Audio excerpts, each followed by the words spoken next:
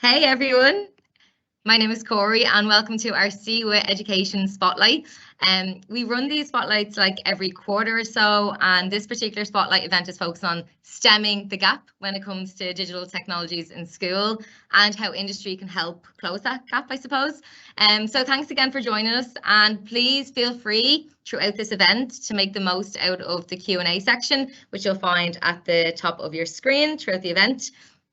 So a little bit of background about myself, I suppose. My name is Corey. I'm going to be your MC for this event. I'm currently co-chair on the education pillar in CWIT just recently, so it's very exciting. I'm excited to kind of get started and run more events like this. Currently, I'm working as a learning specialist out in the Microsoft DreamSpace, but I am a teacher by trade. I'm on career break at the moment from my school. A few years ago, I actually discovered computer science. Well, my students actually did. I was the one supervising them on a visit. They actually came out to DreamSpace.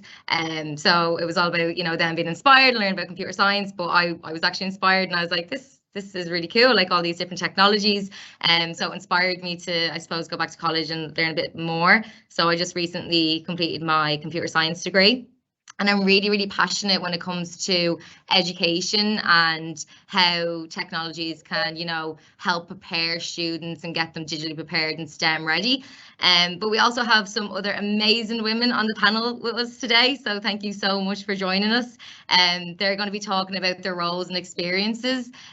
So we have Kevina Cleary, who's currently working in PwC and leading out an amazing initiative called Tech We Can, which she'll chat more about later on.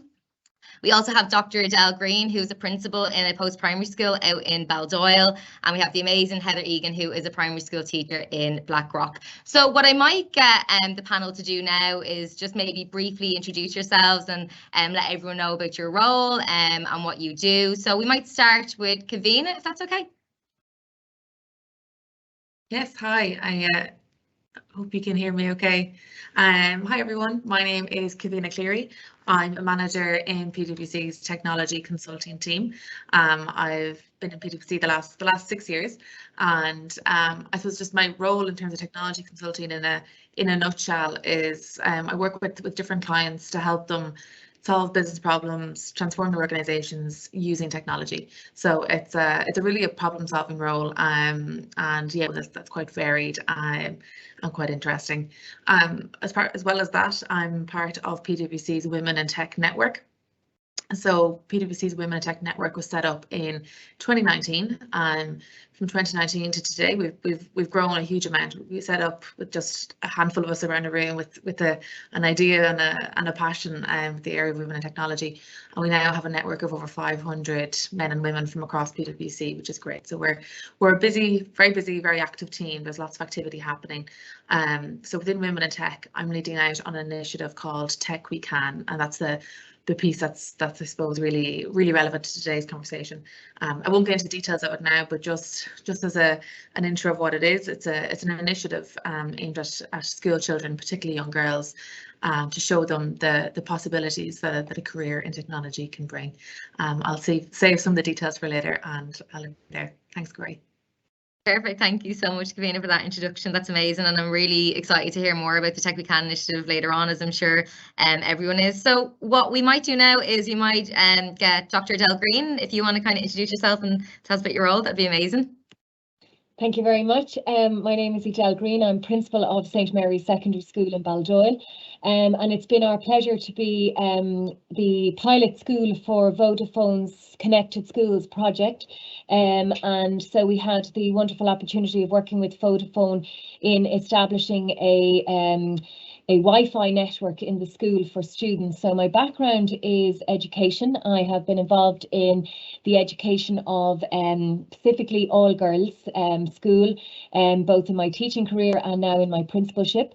And in my spare time, I have been involved in a lot of research, in educational research, and both inside and outside of Ireland in relation to, I suppose, developing teacher professionalism and developing teacher competencies, and the specific contribution of Vodafone's technology to our school has both enhanced teacher professionalism and student competencies in technology, and that's the area that I've been involved in now for the last while with Vodafone, and it's been an absolute pleasure, and we'd be delighted to answer any questions that anybody has on education, and specifically the use of technology in education, and then specifically its impact on young women and their future and developing their future both inside and outside the classroom.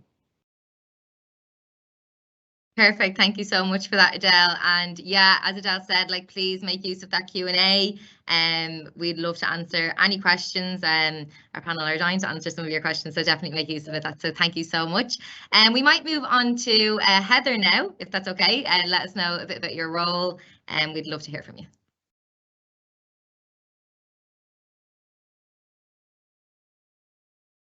Oh, sorry, Heather, you're just on mute there. Sorry about that. Okay. No problem at all. Okay, so I'm a primary school teacher. I've been teaching in Carysfort National School in Blackrock, South County Dublin, for about 28 years now.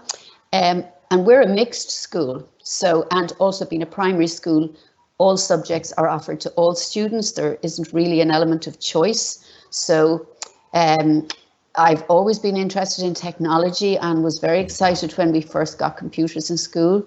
And was really enthusiastic about how they could transform education. I'm still passionate about it, but my views have changed somewhat over the years.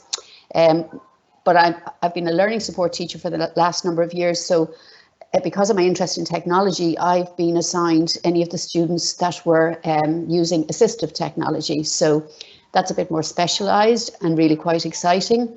And I've done courses with Enable Ireland, you know, to enhance my knowledge of assistive technology.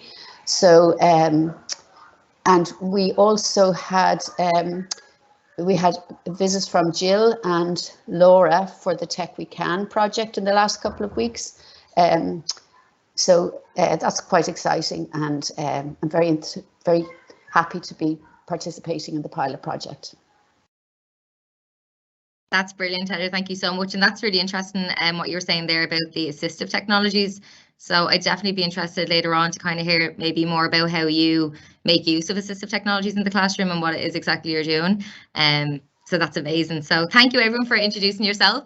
I suppose just to kind of put into context for some people who might be on the call and who haven't went through the Irish education system, I was wondering, maybe we'll start with Adele. Could you kind of give some context about, at the moment, what is the secondary school curriculum like, and is there room for digital technologies and STEM within that?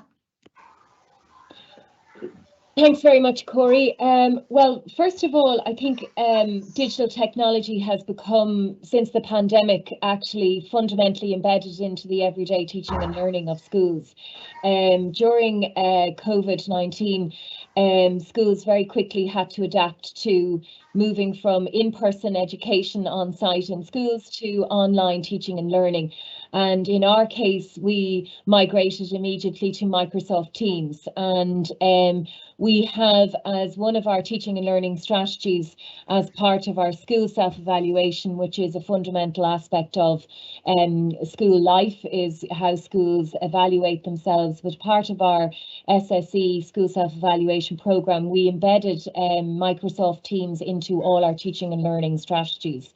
So, as you know, COVID hasn't gone away, and we are still feel it's very necessary to support our students both in class and outside of school using Microsoft Teams. So first of all, Microsoft Teams has now, or other digital platforms that schools are using, have now become embedded into the everyday elements of teaching and learning. So posting homework online, submitting homework online, documenting maybe class strategies and class planning, putting up notes and things like that by teachers, and also using the chat function. But that has to be reminded that not everyone is available to chat at 12 o'clock at night about the homework. So there's a few limitations there as well. On the other side then, in relation to the curriculum, as you're aware, there's quite a significant amount of change coming. Digital literacy is one of the subjects that can be used as part of wellbeing in junior cycle end of the school. So the junior cycle. In transition year then, and transition year again is in our school is compulsory, but in many schools transition year forms a fundamental part of developing key skills for the Leaving Certificate. There's quite a lot of digital literacy and digital skills in transition year. And then in the Leaving Certificate, there is now the option of the new computer science programme. We don't run it ourselves as a school, but I am aware of it, and it is there. What I am aware of is that fundamentally quite a lot of students are using digital skills and digital technology in what is called their CBAs, which is their classroom-based assessments, which are embedded into the junior cycle. So classroom-based assessments are a part of, and they're given a descriptor, and more students are using technology and very, very innovative ways of using technology in order to participate in their classroom-based assessments. Something even as simple as recording themselves giving a speech and then uploading it onto their Teams if they don't feel like presenting in front of the class and things like that.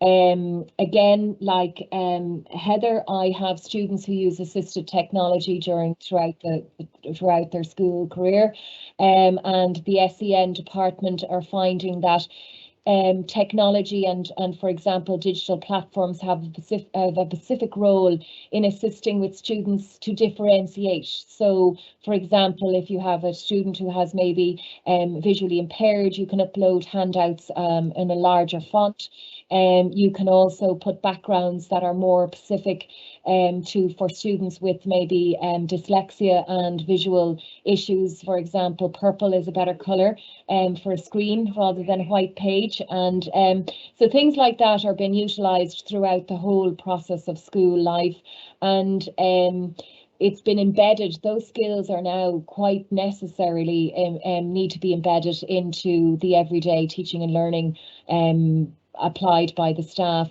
and then obviously monitored and controlled and organised and watched in relation to how digital skills and digital technology is used in a most effective and empowering way. And again, also being very careful that it's not used in a divisive way, you know. So there's quite a large whole gamut of area of education where, you know, digital technology has been embedded now into our kind of everyday of doing things. So it needs to be monitored and looked at in a way that is probably most efficient, most effective, and most empowering. Brilliant. Thanks so much for that, Adele. And just a question for myself, like, have you found that since COVID, that, you know, the policies and structures that you've put in place during the pandemic and the remote learning, do you feel like that has like benefited and you've kept some of those structures in place when it comes to, you know, students doing work? Like, would they have done that before the pandemic? Would they have uploaded things to Teams and used the conversation tabs? And do you feel like digital technology has kind of been used more, I suppose, since what you've done? Well, in our experience, like we you know, it's also embedded in your mind that we went into lockdown, or we went into our first COVID experience on a Thursday evening, and on the Monday there was a bit of a kind of conversation that this might be coming, and by Monday afternoon we had rolled out an email to every student, and we had rolled out the setting up of Teams. In the first year, you know, there was maybe kind of different platforms been used. So maybe then in the second year we needed to kind of consolidate our plan and make sure that we were all using one platform so that students weren't getting confused as to how they were accessing, and so creating a very streamlined online school. Then we went from a few people kind of playing around with maybe doing live classes before Easter of the first lockdown, to more doing it after Easter, to full-on live school in the second lockdown experience of a timetabled live classroom, and holding staff meetings online, holding our parent-teacher meetings online. I suppose the advancement in technology in education has probably accelerated, I would predict, by about at least we came ahead of ourselves by probably the predicted 5 or 10 years that people thought we might be where we should be at in 5 or 10 years' time. We've done it in a very short space of time.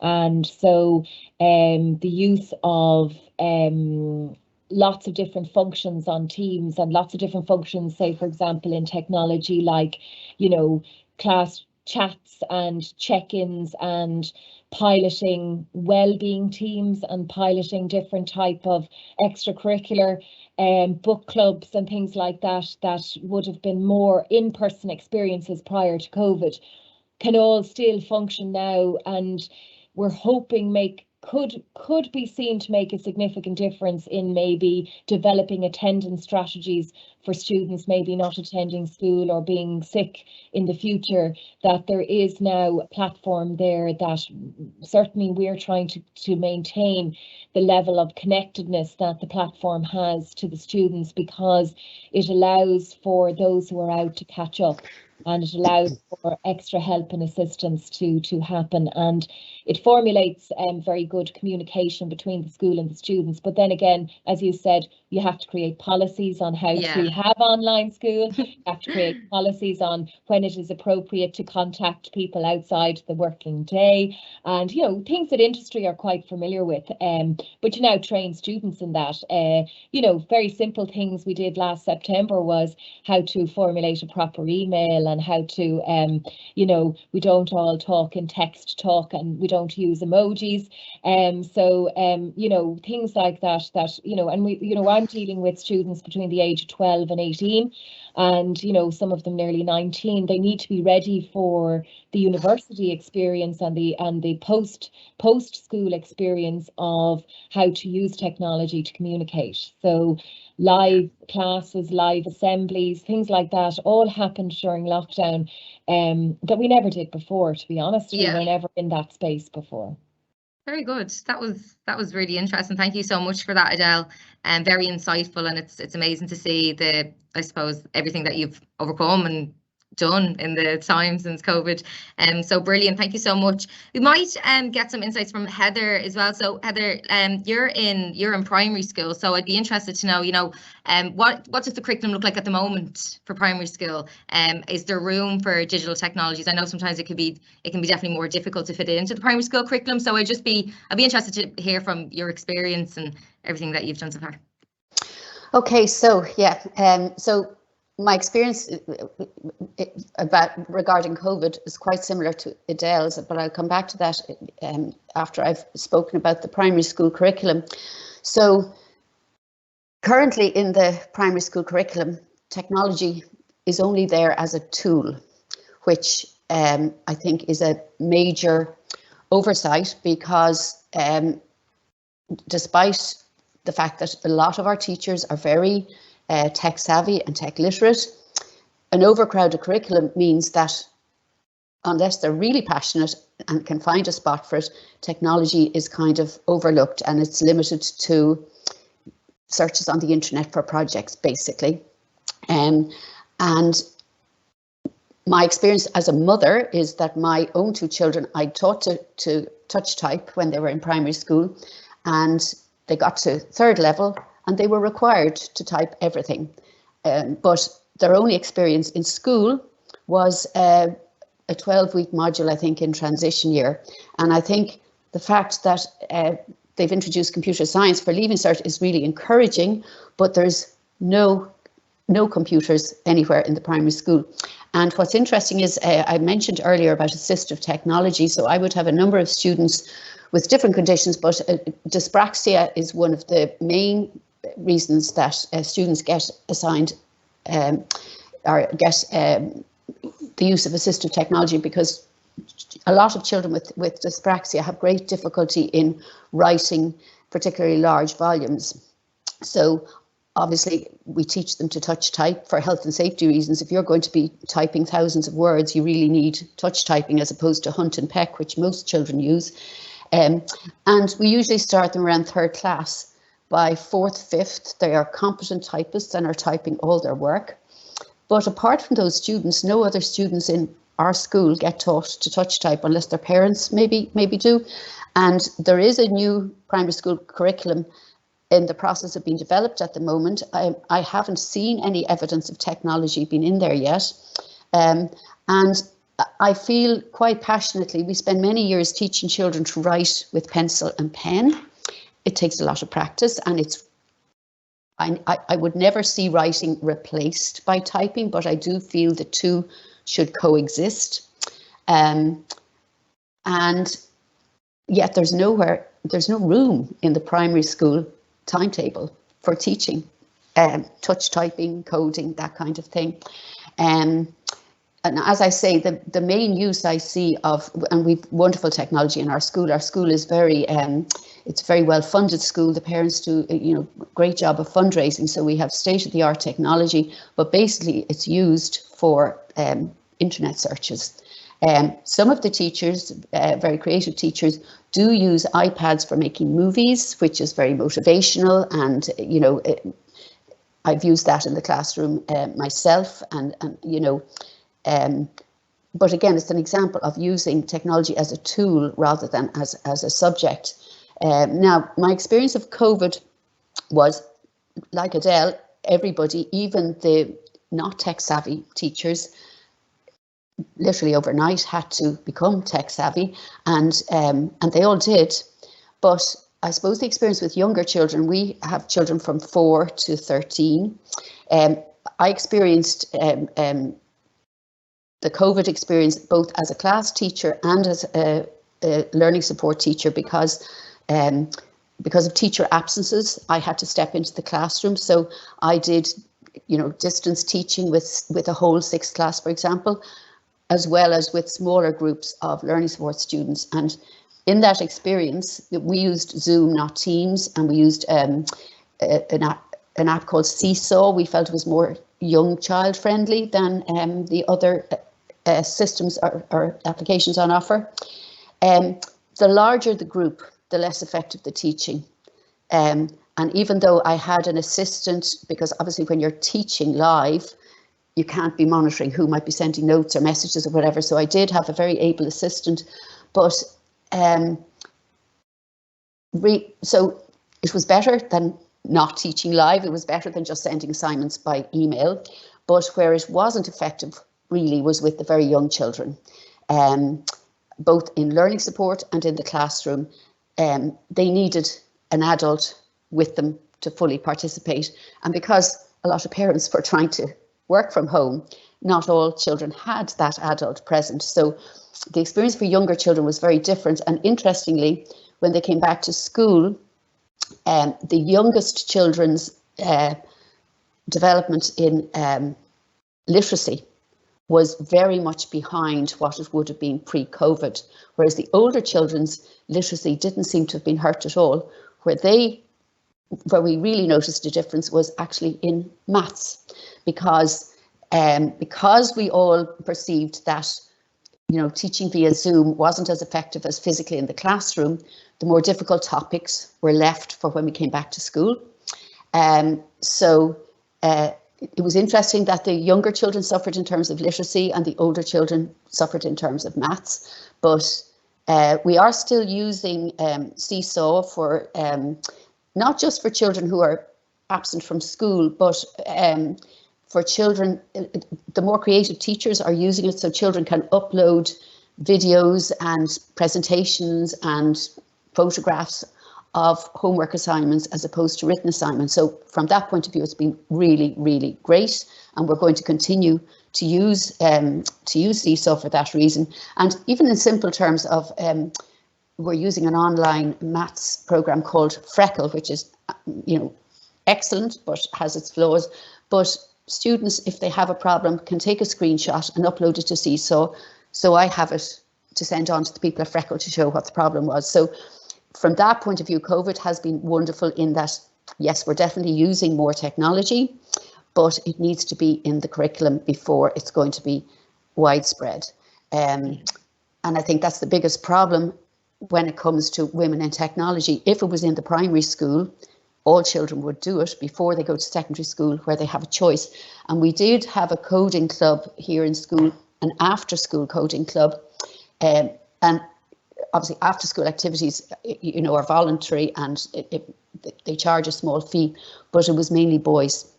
Very few girls chose to do it, which was very disappointing. Whereas if it was in the classroom during the day, they'd all do it. Yeah, and everyone had the opportunity to do it. They might realise that actually it is for them as well. Yes, that's brilliant. Heather, thank you so much. It's brilliant listening to all your wealth of experience, and it sounds like you're doing amazing things in the classroom and will continue to do so. So thank you so much for sharing your insights on that. Kevina, listening to, I suppose, what Adele and Heather have said, I suppose this is where kind of maybe your initiative like Tech We Can, where do you see that fitting then in the classroom, listening to what the teachers have said? We'd love to hear more about it. Absolutely, yeah, and I think what Adele and Heather said is resonating a lot with what we hear why Tech We Can came to be. And just to give some background on what exactly Tech We Can is, as I mentioned, it's an initiative that aims to encourage young people, particularly young girls, to consider a career in technology. It's aimed at, for the purpose of the pilot, we're aiming at 9 to 13-year-olds, so that's the 4th to 6th class group. It's a very scalable material. It could go into secondary school, it could go to younger children as well. And just to give some background on it, so Tech We Can exists and is a fully fledged operation in the UK. So it was actually created by PwC UK in, I think it's 2019. It grew so much over there and became so successful that they actually became their own registered charity last year, which I think is a real testament to the initiative. And what it does is it shows that a job in tech is applicable to any industry. So you can work in tech and work in sport, you can work in tech and work in fashion, and so on. So it really takes technology out of maybe any kind of older preconception that it's, in a dark room coding or whatever it is. It can be applicable to anything, any of your own hobbies and your own interests. So this has been really successful initiative in the UK, and we basically have the opportunity now to bring this to Ireland, which is really exciting. So like all of these things, how it's so big and so powerful. We wanted to be able to figure out, how do we proceed with something like this? How do we make this a real thing for schools in Ireland? So with that, we are running a Tech We Can pilot. So we're piloting with 5 schools.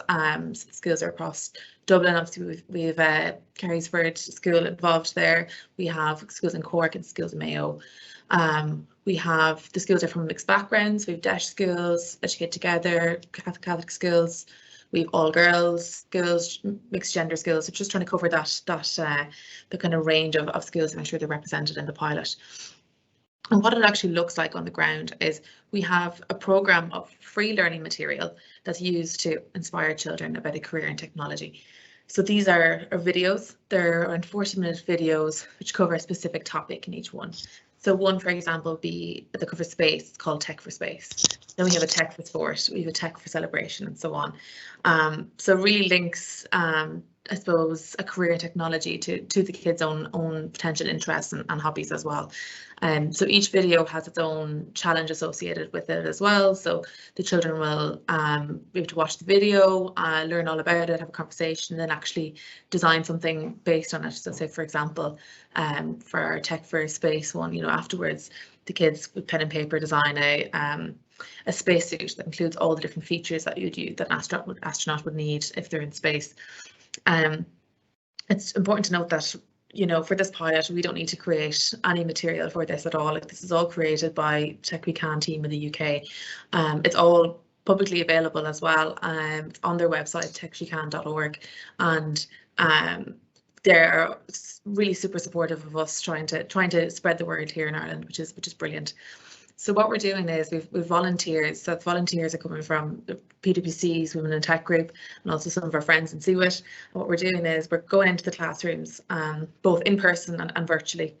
We're introducing ourselves, we're introducing the topic, we're watching the video with the children. So we'll watch, say, for example, Tech for Sport with the children. Afterwards, have a conversation about it. What they like, what was different, was there any maybe jobs they didn't know existed beforehand until they heard about them in this video. And then we're helping them with that challenge afterwards and talking through them their designs and all that great stuff.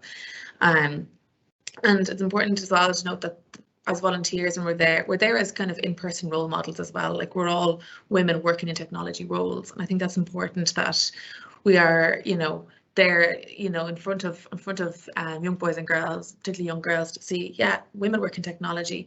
It's a great space. There's a lot of good things happening in it. So we're running our pilot now. We're near the end of it at the moment. What we want to learn from it essentially is, okay, how do we proceed with this? How can we scale this up? What works? What needs improvement? How can we do this in a way that's sustainable as well? So yeah, it's a really exciting initiative, and I think it brings a huge benefit, I think, to the classrooms and to the students. So yeah, it's really exciting, and we're looking forward to seeing where we can kind of go with it after this pilot as well, which is really exciting. Brilliant, thank you so much, Kevina. It sounds unreal, and I was even looking at the content myself, and what I loved about it was it was making tech, but like putting it in everyday life, like you said, like tech for music, tech for art, and tech for fashion, and tech for retail, and tech for space. And I just think that's really nice, you know, for primary schools especially, to realise that actually technology is everywhere. So sounds like an amazing initiative that PwC are running, and I heard that I know the pilot's going great, and we might even we have a couple of minutes left. So Heather, I know you're actually piloting the Tech We Can in your school. So do you want to tell us how that's going and how the children are finding it? Because I think it would actually be really nice to hear. Okay, so am I live? Yeah, you're live now. Okay, so we've had two visits. One from the first was Jill, who came to 1/6 class, and her experience actually informed Laura, who came the second time, and the second visit was more successful. So the video they chose, which I thought was a really good one, was the celebrations video. And Jill, the teacher was there, but Jill was presenting it. Now, she doesn't have teaching experience, and she sensed that the video was very long for the children, but you know, she didn't know what to do about it, so she played it all the way through. And then they did the challenge, and her feedback to me was it was too long. So she advised Laura only to show part of the video, and the feedback from that teacher was much better. She felt it went much better. The shorter video worked, and was a better experience overall, even though they got less information. But we all know, I mean, sitting watching any presentation for any length of time is quite difficult for us as adults. And, you know, these are sort of 12, 13-year-old children.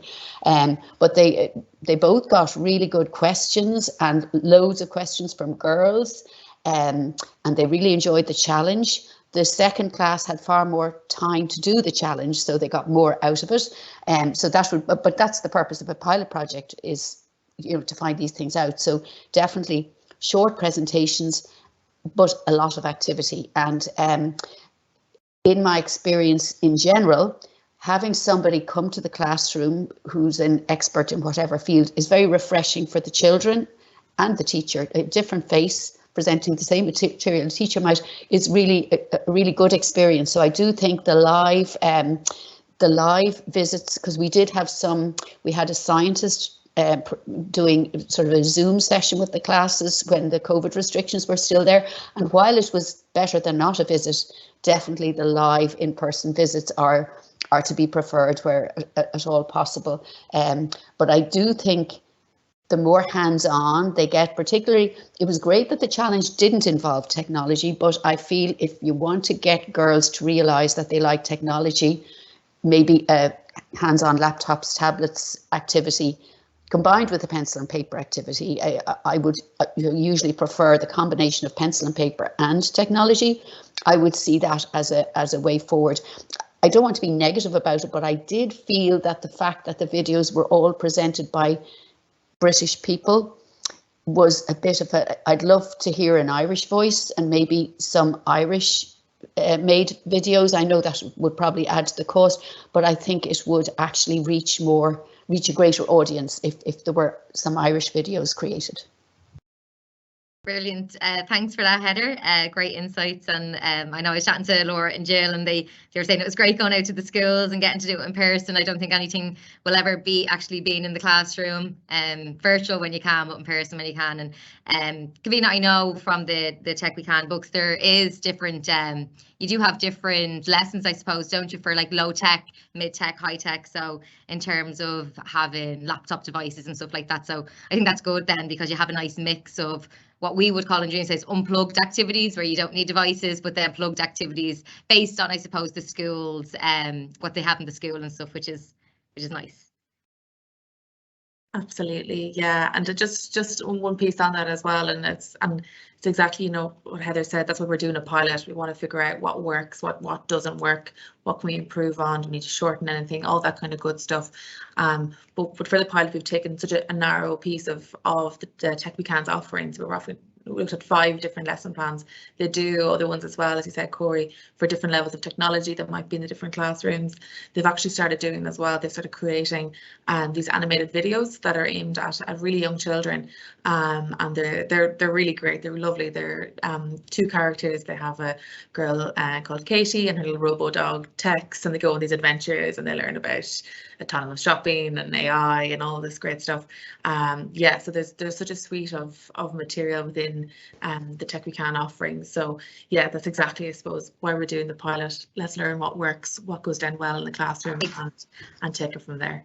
Exactly, that's the beauty of a pilot. Well done, Kevina, and thank you, Heather, for your insights on that. That's absolutely brilliant. Just before we wrap up, I think we have like maybe 1 or 2 more minutes. I'd love to come back to Adele and just get some insights. So we've talked a lot about, you know, what the schools are doing in terms of bridging, I suppose, the gap, and what industry are doing to help bridge the gap when it comes to STEM. But how can we support parents?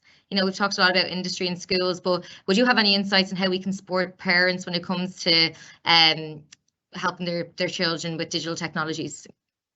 Oh yes, certainly. Without a doubt, parents, I don't know, can you hear me, or am I live? I am. Okay, so yeah. Without a doubt, parents are a very significant kind of part of, I suppose, the whole educational system. You know, they are they are one of our stakeholders, and what we find is that, again, you know, very simple things over time are very important for parents. So, for example, and I would concur with Heather on this, is that, you know, if you roll out a platform like Seesaw or like Microsoft Teams, you know, you have to be able to help parents to navigate that platform and understand that platform. We went to, you know, obviously emailing a lot during lockdown and emailing parents a lot, and we've continued to use our email system and our texting system. But again, things like, you know, we moved to online parent-teacher meetings using Teams. And we, in order to do that, so just to give you kind of an example of how we did this, was we realized that we needed to teach the students how to help their parents log on for the parent-teacher meeting, how to read the schedule for the parent-teacher meeting. So we did a training session with the students to then go and teach their parents. And we did a survey. We did a survey after each parent-teacher meeting of what was the most effective tool in helping to navigate the parent-teacher meeting. The office, we did a lot of, I'm very, very blessed with a very technical secretary who absolutely loves technology. And she is probably one of the examples I've always used, that if technology had come earlier in her career in education, she'd probably be running some tech company somewhere. And she absolutely loves getting her head around a piece of technology like merging our Microsoft Teams with our parent-teacher meeting scheduler. Very good. So what we did was we trained the students into how to access their team, how to help their parents, and we required that the students sit for the first setup with their parent, to introduce their parent at the parent-teacher meeting to their first teacher and then leave them off. So it's a little bit like helping the parent to learn how to cycle a bike. We told the girls they have to hold on to the saddle right, they let go, and hopefully we give them feedback on how well their parents did at the end of the parent-teacher meeting. And the feedback we got from the parents was the most successful tool they had was their daughter. And in fact, what you find is that educating children, and Heather is so right, if it was in the primary school element and it was embedded in the primary school curriculum, it's the children who would educate their parents and in turn provide significant support. And very interestingly, you know, having someone in the office who can talk someone through setting up an online payment, that is all still very important in our society today, although we do have, you know, the excuses are less because more and more people have phones, and more phones are very, very efficient in terms of apps and online shopping. And so you often have to remind people, if you can online shop, you can pay online for the school journal and things like that. Yeah. And again, I think mirroring staff using technology is very important in terms of promoting technology in future careers. So if they see that staff can use technology in an efficient and effective way, and I'm coming from a slightly different background to what Heather described, in that, you know, we would be, you know, funding and finances would be very tight in our type of school. We're not debt, but we're not extremely, we don't have a huge number of resources. And I suppose I draw on is an educationalist, Mike Bottery, who talks about teachers are the capital of learning organisations. So in order to improve my capital and make sure I am really in a financially secure place, I have to ensure my staff have the best CPD and the best training available to them. So yeah. You know, our TYs are doing animation, our students are, and I totally agree with Heather. You know, I'm a huge proponent of touch typing and of using the skill to learn how to actually, there's no point in asking someone to do a presentation if they don't actually know how to put it down on paper or how to write it. So they still need fundamental critical thinking skills, and they still need fundamental foundations in their subjects. They're absolutely vital, but it's about kind of showing a very clever way of doing things. And I would suppose use my own children as ways of teaching me. So I do a Friday email. I communicate out to parents every Friday an email just on how the week has gone and what we've been up to. And one particular Thursday afternoon, being particularly tired, saying, I just don't know how I'm going to open up a computer and type this. And my daughter said to me, oh, Mum, you're so last year. You need to use the record function on your app, on your notes app, on your phone to record your voice. It types it itself for you. You've no excuse. So you know, that's where we're at. We're like, and I suppose, you know, that's where allowing young people to, rather boys or girls, you know, at this stage now, we should be very inclusive of everyone, but it's about using technology for its best benefits and learning from, and we decided all our CPD we did this year with teachers was led by teachers. So teachers showing each other things, tricks they found, ideal sites, good pieces of technology that make their classrooms more effective and more efficient, and make their life more effective and more efficient outside school, and that has been very beneficial. Oh, that's brilliant, Adele. Thank you so much for all of that. So we're at time. Oh my goodness, time flies when you're having fun. So what I might do is just wrap up and say thank you to everyone for coming to our Spotlight event. We really, really appreciate it. And just a huge thank you to our panelists, so Dr Edel Greene and Kevina Cleary from PwC and Heather Egan. So thank you so much for that. Also, huge thank you to Jill and Laura on the CWIT Education team, who have held my hand and helped me run this Spotlight event. It was one of my first, so honestly, a huge thank you to them. They're absolutely brilliant. And Shalini and Jennifer, of course, who also were a great helping hand in all of this with their experience, because they ran previous spotlights before, so it was great to kind of get insights off them. And also to Amanda, who's beside me here, but in the background of the call, producing the event, so sending us all live and muting us and unmuting us and all of that. So just a huge thank you to everyone, and hopefully we will see you at our next Education Spotlight event, which will be in a couple of months. Thanks everyone, bye. Thank you so much, it's been a pleasure, thank you.